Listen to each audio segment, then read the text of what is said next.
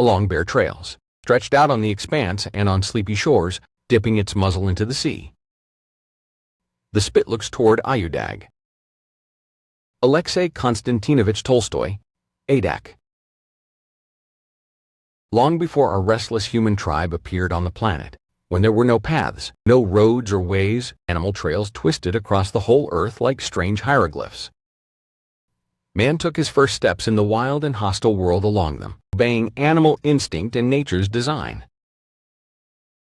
Animal trails always led to water, and thus to the source of life. And therefore the trails themselves were among the first secret knowledge discovered by man in the surrounding world. Walking along an animal trail to water, man learned to read the revelations of nature. Is there a path? This is movement across rivers, through fords and bridges. That is a road. This is movement along rivers, meridians flowing, as a rule, from north to south, or from south to north. A trail is a different matter. The direction of a trail. Straightforwardness. A vector. But conscious necessity constantly forces it to be winding and twisting. Every trail in the forest is as much a matter of law as it is of chance. The law of cause and effect exists in the world, so there were no accidents. There is nothing in the world that does not have its continuation. This is what is governed on behalf of Perov, boyars. B-E-R and B-E-R. It is the same word, meaning bears, Russian bears, Ukrainian vedmedi. This is not at all a beast that trades in honey and knows about honey. What does honey have to do with it here? Unless it's not there, though a bear will never refuse a bowl of it. Honey. That is antiquity, and a bear is one who knows antiquity, knows his lineage by name through all generations. The Church Slavonic, not the Church Nikonian, name for this beast. Boyar, bayerin or Burke. Unlike princes, who owned fief lands, the boyar owned patrimonial estates and was the master there, so to speak. Such a boyar's orderly land was called a gubernia, and the bear had a second name, gubernator. In Europe he was called Burman, foreman, Burman, or burgomaster. And also Bur. This is a mountain. For example, in Crimea there is Ayudag, Bear Mountain, where Ayuda is a bear, or more precisely, a she-bear. Take a closer look at the word Ayuda. Ayu, the complex phonetics of the Russian language. This is Ayu, where I is Izitsa. Reading Ayuda correctly, one can understand that it is Yuda, that is, a boyarinia. All this perfectly coincides with my discovery that Judas Iscariot, the betrayer of Jesus Christ, was a woman from a boyar family. Confirmation of this can be found with other researchers. A special place in the story of the death of Andrei Bogolyubsky, and this is Jesus Christ, is occupied by his son-in-law Pyotr Kuchkovich, that is, one of the closest people, and, obviously, a boyar. And so it is he who turns out to be among the conspirator murderers, thereby renouncing former friendship and family ties, so that this plot can quite be called the denial of the Apostle Peter, very vaguely described in the Gospels. It was Pyotr Kuchkovich who cut off the hand of Andrei Bogolyubov, an oak with a mosquito. The Radziwill chronicle names Peter Kirkov, son-in-law, and it is emphasized that Peter was the leader of the murderers. Today, when I have already explained to readers, then the chickens. These are the angels of the dynasty that will come to power after the overthrow of Prince Andrei from the Byzantine throne. It becomes completely clear that Peter Kuchkovich, Kirkov, was a member of the Angelus family. This is also its representative, the angel Isaac Satan, who sat on the throne instead of Andronikos Komnenos, Prince Andrei Bogolyubsky, whom he overthrew as a result of a conspiracy and palace coup. Kuchkovich, not a surname, but simply a member of a small group of conspirators. A small group, society. A stack. A gathering. A heap. A group. A clique. The surname of the Apostle Peter, and he is a relative of the Angelos dynasty. And the Lord Jesus said to Simon, or Peter, I have prayed for you, that your faith may not fail. He is Peter. Answered him, Lord, with you I am ready to go both to prison and to death. But he said, I tell you, Peter, the rooster will not crow today before you deny 3 times that you know me. Luke 22:3, 1, 3, 4. And indeed, on the night of Jesus' capture, the Apostle Peter fearfully denies Christ 3 times. Luke 22:6, 1. Although afterwards he wept bitterly. Being right next to Jesus at the moment of his arrest by the soldiers, it was Peter who struck with the sword. Right? The Gospel evasively states here that Peter Simon struck a certain servant Malchus, cut off his ear. Obviously, the evangelists for some reason decided to soften Peter's denial, averting the blow from Jesus on the pages of the Gospels and directing Peter's sword at the phrase servant Malchus, bulk, small. It is the same thing. The word hand or arm was later corrected to ear. That is, at the moment of arrest by the soldiers, the Apostle Peter struck the servant of God, Jesus, with a sword, cutting off or severing his hand. A perfect match between the Gospels and the Chronicles about Andrei Bogolyubsky. Thus, Peter's denial takes on a completely different shade in light of what I have just told. The Apostle Peter. He is the head of the conspirators, the putschists, and he is a boyar, Prince Andrei Bogolyubsky. Moreover, a close boyar. This was the name for boyars related through the sovereign's wife, while those related through the sovereign himself were called grand princes. That is, a close boyar is a relative of the wife. It should be understood that in Russias there was always polygamy and the Russian harem. This is not only the Russian harem, but also the Russian harem. This is the Ottoman harem. Only in the harem, wives were called mamkas. With 7 nannies, the child is without an eye. This proverb exists in the heritage of those times. I do not know how many wives Andrei Bogolyubsky had, but I know for sure of 2. Judith and Mary Magdalene Verka. Karamzin reports the following.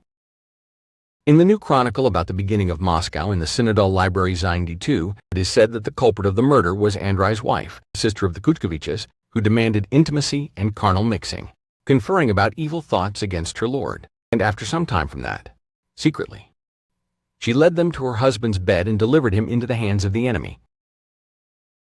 What is before us? A close person, the wife, turns to his ill-wishers, conspires with them, and secretly leads them into Prince Andrei's bedroom, delivering her husband into the hands of the murderers.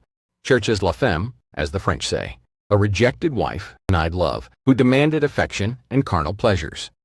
Understanding that her place had been taken by Mary Magdalene, she embarked on the path of betrayal. Tadishchev confirms. Also, the princess, having conceived malice against the prince, her husband sought a convenient time to kill him. According to the new chronicle about the beginning of Moscow, Prince Mikhail hanged his guilty daughter-in-law on the gates and had her shot with arrows. The murderer ordered her to be thrown into the lake. Now let us recall the gospel. After all, Judas also hanged himself. He went out, departed, and hanged himself. Matthew 27:5. The only difference is that Judas hanged himself, but the treacherous wife was ordered hanged by Prince Mikhail. Let me remind you that Mikhail came to replace Andrei Bogolyubsky. Today historians assert that after the execution of Andronikos Komnenos, the one who came to power was Angel Isaac Satan. This is not entirely true. First there was a civil war, led by Prince Mikhail, the brother of Andronikos Jesus. Is it not he who is now called the Archistrategos Michael? It is quite possible, considering that the chosen angel of the dominions did not become incarnate on earth alone, but 8 angels came with him. They became the first apostles, and 4 more joined them from human souls. And some of these 4 are known to us: Mary Magdalene, Judas, Peter. I have a guess about the 4th, but I will keep silent about him for now. So what about Judas, whose description particularly focuses on the beauty of this man? Then the prince ordered the main murderers to be seized immediately, and then the princess to be brought to trial, where he examined her for a long time. They sentenced everyone to death. After this, Mikhalko ordered first the Kuchkovichi and Anbal to be hanged and shot with arrows, then another 15 people were executed. Then Prince Andrei's wife, sewn into a box with stones, was released into the lake, and the bodies of all the others were thrown in after her. He ordered their property to be distributed first of all to those who had been wronged by them, without touching the slightest bit himself, because this looted wealth would defile my treasure. But here is another place in the chronicle. That is why the lake is still called Paganoia to this day. In the vicinity of Istanbul, where all the events of early Christianity took place, to the northwest, an hour and a half. A salt lake, Sapanjha, is located within an hour's drive from Istanbul. For many centuries, sewage from neighboring settlements and industrial facilities has been dumped into this lake, and the attitude towards the lake has been far from careful over the centuries. Sapanjha, literally spoiled water, the burial place of Judas's wife and a bunch of executed conspirators. It is also interesting that no measures helped to clean the lake. The main attraction of the lake is the world's second largest underwater forest, which forms in the lake's waters in winter and during the rainy season. It is precisely in such places that all kinds of evil spirits dwell. The Gospel, like the Russian chronicles, notes participation in religious history. The uprising in Russia draws attention to a curious detail. It is commonly believed that the death of Andrei Bogolyubsky occurred in the city of Bogolyubovo, located next to modern Vladimir, practically on its outskirts, a suburb. But then such a stark contrast seems strange. The resurrection of Bogolyubovo is engulfed in rebellion. They ransack the princely palace, kill Andrei's associates, while the people of Vladimir, supposedly living literally next door, grieve and mourn Andrei. For some reason, not a single word is said about pogroms in Vladimir. One gets the impression that the people of Bogolyubovo, though living supposedly nearby, strangely and categorically do not support each other in such an important matter. Moreover, it is reported that in response to the appeal of the Bogolyubovo people, who called the Vladimir people their like-minded allies, they immediately objected. "No, we were not and will not be participants in your deed," reports academician Fomic. The citizens of Bogolyubovo sided with the murderer. They plundered the palace, the silver, the rich clothes, the fabrics. Disorder and confusion reigned in the Suzdal regions. The people, as if gladdened by the sovereign's murder, everywhere robbed the houses of posadniks and tions, servants and swordsmen. They killed a multitude of officials, indulged in all kinds of frenzy. So the clergy, wishing to restore peace, finally resorted to sacred rites, praying to the Almighty to quell the rebellion. The people of Vladimir mourned Andrei, but did not think about punishing the crime, and the vile murderers triumphed, the Chronicle reports. Don't you get the impression that we are talking about two parties pursuing their own goals in the revolution? And do not be surprised by the Suzdal lands. These are generally any lands near a narrowing of a water stream, particularly the Bosporus and the Jordan. The fact is that Andrei Jesus was killed in Tsargrad Bogolyubovo, the Bosporan capital of Judea of theology, Levi. The ancient Judeans are the theologians, or Hebrews and priests, and the ancient ones are the Israelites. These are the God-fighters, but at the same time, both have absolutely no relation to modern Jews and Judeans. That is, the people of Vladimir. This is Great Rus, and the Bogolyubites. This is Kievan Rus, and Byzantium. And the conspirators, and Judas's wife, or boyars of Kievan Rus. Modern Kiev has nothing to do with this. This is a later Romanov Greek installation. It becomes clear why, at the very moment of the murder, the people of Vladimir did not think about punishing the crime. For the simple reason that the murderers were still in Tsargrad, where the Russian Prince Andrei had come to rule. That is, far away, out of reach from Vladimir. Between Vladimir and Bogolyubovo there were thousands of versts. And the center of the world empire was the place where the emperor sat, the chief Boer. Bear, master, lord, god, sovereign. Prince Andrei simply moved his headquarters to the Bosporus, to the Bogolyubovo place, Byzantium, for which he paid the price. Great Rus, and this is simply northern Rus, was gathering its forces. And after some time, when Mikhail, who succeeded Andrei, took the throne in Rus, and when the troops of the Cossacks' horde crusaders headed for Tsargrad, the hands of the Vladimir people finally reached the murderers of Prince Andrei, the Bogolyubites. The entire people answered, not just those who committed the rebellion. And this was at the end of the 12th century. The First Crusade. This was about 10 years later, after the death of Andronicus Jesus, 1185. Luda Boyarinia. hanged himself. The chief priests, the silversmiths, they said, "It is not lawful to put them into the church treasury, because it is the price of blood." And after taking counsel, they bought with them the potter's field, to bury strangers in. Therefore that field has been called the field of blood to this day. Matthew 27:6. Sim. Lake Sapanjha is surrounded by a land called Sicaria. This is a distorted word for treasure or treasures or the land of blood. From time immemorial, clay for pottery has been extracted in these places. There were 20 conspirators in total, and none of them was guilty, was personally offended by the prince. On the contrary, many had been favored by him, especially the dual-born one, Anbel, by origin a Yas, Pokhol, an inhabitant of regions with a mixed population of Ukraine and Moldavia, not to be confused with a Little Russian. Blind Ephraim Mizich Anbal became his keykeeper. Amozovich was also a very close person. I am reporting for the record. Tadishchev continues. The mastermind behind the whole murder was Peter Kuchkov. Seize him. Anbal Yasin, the prince's keykeeper, Akim Kuchkovich, and other hardened villains, 20 in total, that day in Peter's house, entered into a conspiracy at Kuchkov's place. When night fell, those accursed villains, having armed themselves, arrived in Bogolyubovo. As is well known, Peter and Paul, the two most contradictory apostles.